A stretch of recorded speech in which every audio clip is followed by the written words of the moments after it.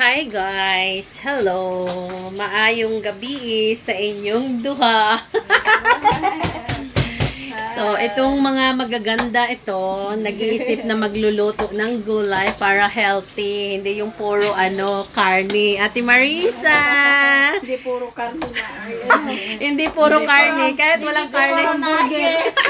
Hindi puro nuggets, hindi puro noodles. Ayan. So, magluluto kami ng ngayon, ng gulay na kalabasa. Para mas maganda yung boss mo. Para everyday gulay-gulay, no? Oh, para mas maganda yung beauty mo lalo. Diba? Ayan. Ayan si Madam.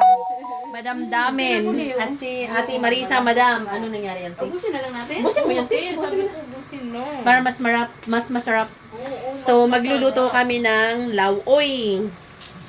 Na may sili, na may luya, na may sibuyas. Ay, Diyos ko. Tapos napay tanglad. Oh. Tapos, sahugan siya ng malunggay. O, saan ka pa? With vitamin A. At syempre, ang among alugbati. Alugbati. Ayan po ang mga gulay. Lulutuin lang sa tubig. Lulutuin lang sa tubig. Walay subak, ha? Kulo tubig. Walay subak. Walay subak. Alam mo yan, walay subak? Ubusin pala ito, te. Ubusin na. Oh, walay subak para mas masarap at malinamnam na napaka-healthy. So, ngayon, nagpapakulo na kami ng tubig. Ayan, magic. Kumulo ka na para mailagay na yung mga... Ano ilagay mo dito? Ano ilagay mo dito?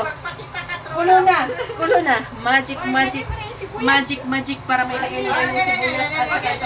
Tanggalin mo yung sili.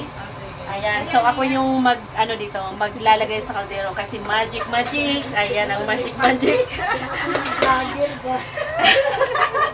Ayan, tapos ang tanglad pala.